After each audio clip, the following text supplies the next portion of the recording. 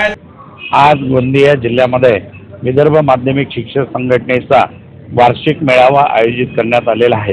या वार्षिक मेळाव्यामध्ये शिक्षण क्षेत्रातील ज्या काही समस्या असतील त्या समस्यांवरती चर्चा होणार आहे। त्याच्यातली प्रमुख मागणी अशी आहे की या राज्यातील कर्मचाऱ्यांना जुनी पेन्शन योजना जशीच्या तशी लागू झाली पाहिजे आणि प्रचलित धोरणानुसार अंशतः अनुदानित शाळा तुकड्यांना प्रचलित धोरणानुसार अनुदान मिळालं पाहिजे।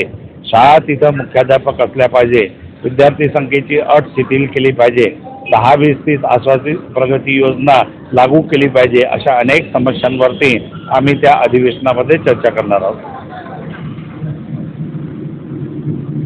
संपूर्ण महाराष्ट्रामध्ये 1 नोव्हेंबर 2005 नंतर लागलेले जे कर्मचारी आहेत त्यांना 1982 ची कुटुंब निवृत्ती वेतन योजना जशीची तशी लागू करावी यासाठी अनेक आंदोलनं केलेली आहे। दिल्लीला सुद्धा 2 ऑक्टोबर 2023ला 10 लाखाच्या वर महाराष्ट्रामध्ये पूर्ण देशभरातील कर्मचाऱ्यांनी आंदोलन केलं आणि सतत आंदोलन करताव आंदोलनाच्या माध्यमातून काही प्रमाणात यश मिळालेलं आहे। मयत जे कर्मचारी झाले असेल त्यांच्या वारसांना शासनाने पेन्शन देण्याचं मान्य केलेलं आहे। नवीन पेन्शन योजना शासनाने लागू केली UPS, परंतु या UPS योजनेमध्ये कर्मचाऱ्यांच्या पगारातून कपात झालेले 10%, शासनानं दिलेले 14%, या कर्मचाऱ्यांच्या जमा रकमेवरती पूर्णपणे डल्ला मारून त्याच्या अगेन्स्टमध्ये त्यांनी पेन्शन योजना राबवत आहे। ती पेन्शन योजना आम्हाला मान्य नाही, म्हणून कर्मचाऱ्यांना OPS ओल्ड पेन्शन योजना जशी तशी लागू करावी ही आमची प्रमुख मागणी आहे। या ठिकाणी बघा, केंद्र सरकारने महाराष्ट्राची राजभाषा मराठी या राजभाषेला अभिजात भाषेचा दर्जा दिला, त्याबद्दल केंद्र शासनाचं महाराष्ट्र शासनाचं सभागृहात सुद्धा मी कौतुक केलेलं आहे। त्याचबरोबर या मराठीला अभिजात भाषेचा दर्जा देत असताना या महाराष्ट्रामधल्या स्थानिक स्वराज्य संस्था, खाजगी अनुदानित संस्थांमधील मराठी माध्यमाच्या शाळा टिकल्या पाहिजे याच्यासाठी सुद्धा शासनाने प्रयत्न केला पाहिजे। आज स्थानिक स्वराज्य संस्थांच्या इमारती उभ्या आहेत, पण त्या इमारतीच्या मेंटेनन्ससाठी खाजगी अनुदानित संस्थांच्या इमारतीच्या मेंटेनन्ससाठी शासन स्तरावरून जे वेतनेतर अनुदान द्यायला पाहिजे ते पुरेसं वेतनेतर अनुदान दिल्या जात नाही। संच मान्यतेचे निकष बदलवलेले आहे, त्यामुळं विद्यार्थी संख्येने या संच मान्यता होत असल्यामुळे अनेक शिक्षक अतिरिक्त व्हायला लागलेले आहेत। त्यामुळं महाराष्ट्रामधल्या बहुजनांची पोरं ज्या शाळांमध्ये शिकतात ती शाळा टिकेल किंवा नाही ही परिस्थिती निर्माण झालेली आहे। म्हणून संघटना म्हणून आमची मागणी आहे की या महाराष्ट्रामध्ये रिक्त असलेली संपूर्ण पदं भरल्या जावी, शाळांना वेतनेतर अनुदान दिल्या जावे, आमच्या प्रमुख मागणी। चांगली गोष्ट आहे, समजण्याची गोष्ट आहे, कामाच्या पावती आहे आणि म्हणून बंधूंनो आमदार कसा असावा म्हणजे 2 वर्षापासून मी सातत्याने त्यांच्यासोबत आम्ही प्रत्येक अधिवेशन बुलढाणा असो, वाशिम असो, यवतमाळ त्या विभागातलं असो काही अधिवेशनात जातो, इतरही ॲक्टिव्हिटीजमध्ये आंदोलनामध्ये जातो। आंदोलनच्या शेवटी संघटना म्हणजे काय, संघटनेची ताकद काय आहे, आंदोलनाच्या माध्यमातून ताकद दाखवावी लागते। आणि म्हणून आंदोलन असो किंवा EOच्या बैठकी, COच्या बैठकी माझ्या वेळेस एवढ्या होत नव्हत्या, एवढ्या या 2 वर्षात झाल्या आणि ह्या चांगला पायंडा आहे की आता रिझल्ट एवढा पॉझिटिव्ह आहे की जिकडे तिकडे की भीमाशी आणि अडवालेंच्या संदर्भात चांगलं बोलल्या जाते आणि कर्तव्यात म्हणून त्यांची पावती मिळवलेली आहे। मागील 1 वर्षापासून माननीय आमदार अडबाले साहेबांच्या नेतृत्वात गोंदिया जिल्हा विदर्भ माध्यमिक शिक्षक संघाच्या समस्या सोडवण्याबाबत अग्रणी राहिला आहे। याबाबत काहीच शंका नाही। सन 22-23 17-23-24 मध्ये माननीय आमदार साहेब यांच्या नेतृत्वाखाली अनेक निदर्शने, धरणे, आंदोलन घेण्यात आले। साहेब निवडून आल्यानंतर साहेबांनी सतत माननीय CO साहेब, जिल्हा परिषदचे शिक्षणाधिकारी, प्राथमिक माध्यमिक यांच्यासोबत मीटिंग करून शिक्षकांच्या अनेक प्रलंबित समस्या सोडविण्यात यश मिळवले। जिल्हा परिषद हायस्कूलचे मुख्याध्यापकाचे प्रमोशन जे कित्येक वर्षापासून रखडले होते, जे होत नव्हते, ते प्रमोशन माननीय अडबाले सरांनी जिल्हा परिषदतर्फे करून घेतले, ज्यामुळे गोंदिया जिल्ह्याच्या जिल्हा परिषद हायस्कूलच्या शिक्षकांतर्फे त्या सरांचे अभिनंदन करण्यात आले। दिनांक 30 मे 2024 रोजी माननीय अडबाले सर यांनी म्हणजे CO साहेब व जिल्हा परिषद गोंदिया शिक्षणाधिकारी, प्राथमिक व माध्यमिक या सर्व लोकांची मीटिंग घेऊन स्वतः जातीने सर्व प्रलंबित समस्यावर लक्ष दिले। व त्यांना निर्देश दिले की लवकरात लवकर सर्व ही समस्या सोडवण्यात यावी व त्याचे प्रतिफल म्हणजे अनेक प्रश्न मार्गी लागले. सर्वात महत्त्वाची गोष्ट म्हणजे आता गोंदिया जिल्ह्यातील माध्यमिक शिक्षकांची 80% प्रश्न मार्गी लागलेले आहेत. मित्र हो, आपण खूप भाग्यशाली आहोत.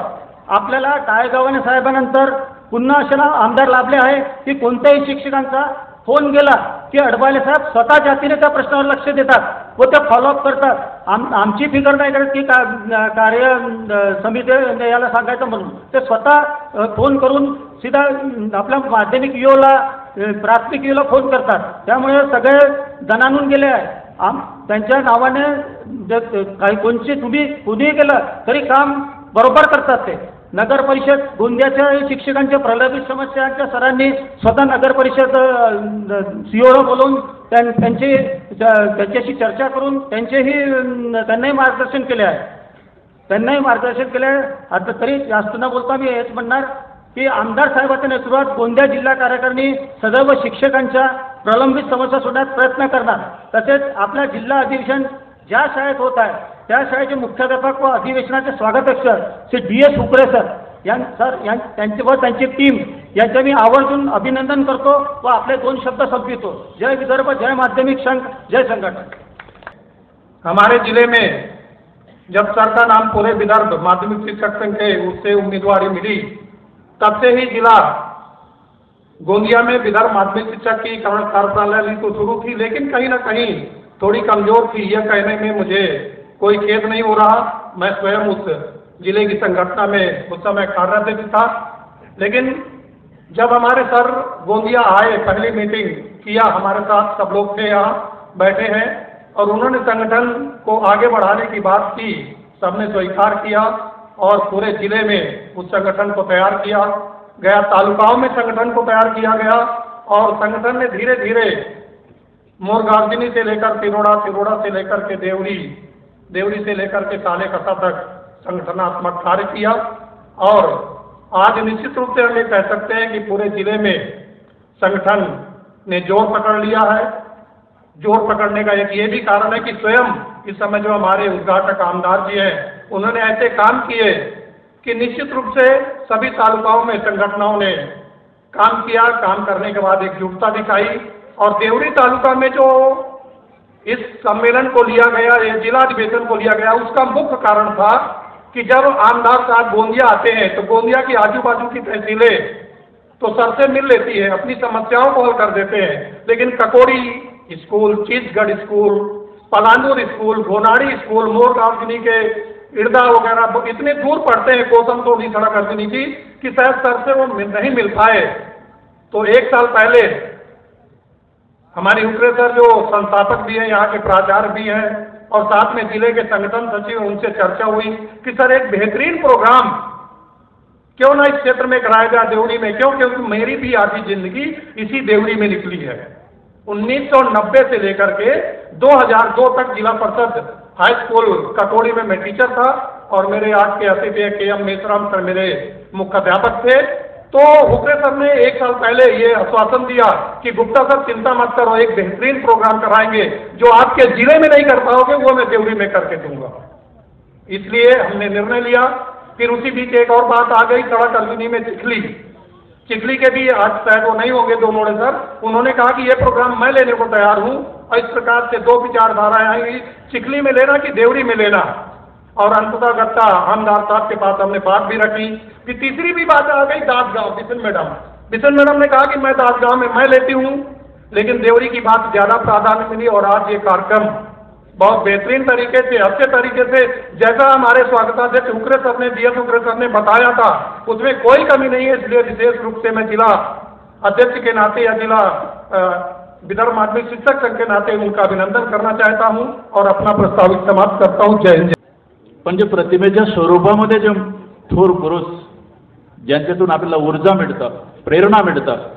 देव हा देश माझा तिरंग्यास पूजतो मी, देव हा देश माझा तिरंग्यास पूजतो मी, जीवास आपल्या करुणी अर्पण, जीवास आपल्या करुणी अर्पण, वंदे मातरम म्हणतो मी.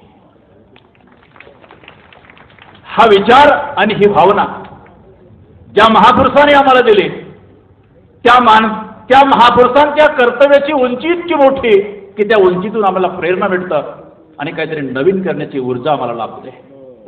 अरे मुख्या प्राण्यालाही अन्नाची चव मिळावी आणि म्हणून त्याच्या मागे एका वाटीमध्ये तूप धरून सारखा त्याच्या मागे धावणारा याच बातीमध्ये जन्मला ते संत नामदेव महाराज. अन्यायाचा कडक गाठला असताना कुठेतरी समाजामध्ये एक ऊर्जा निर्माण करावी म्हणून समाजाला विचार देणारे जगद्गुरु संत तुकोबाराय. अरे आई अमुची सुंदर, आई अमुची धन्य, महानती रूपवती, म्हणूनच आम्ही सुंदर झालो असेच बदले छत्रपती. हिंदवी स्वराज्याची धुरा ज्यांनी आपल्या खांद्यावरती पेरली आणि एक चैतन्य निर्माण करण्याचं काम त्या काळामध्ये महाराजांनी केलं. त्यांचा इतिहास इतका मोठा की तो इतिहास सुद्धा आम्हाला एक प्रेरणा देते. हे सगळे महापुरुष याच मातीत जन्मले आणि म्हणून ही महाराष्ट्राची माती इतकी पावन आहे. पण ज्या ज्या वेळेला अशी विषमतेची दरी या समाजामध्ये निर्माण झाली त्या त्या वेळेला एक क्रांतीचा नवा नेता निर्माण झाला आणि एक समाजाला दिशा दाखवण्याचं काम त्याने केलं.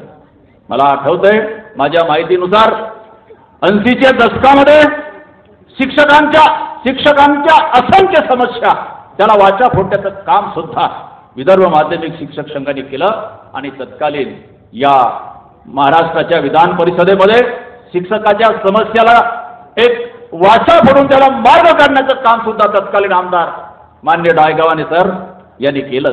हा सर्वश्रुत इतिहास आहे. आणि म्हणून आणि अडवले सराबद्दल काय बोलायचं सर, बेभाग बोलता सर सरका जवाब करता, सर बेभाग बोलता सरका जवाब करता आणि जुलमी शासनाचा सगळा हिसाब करता.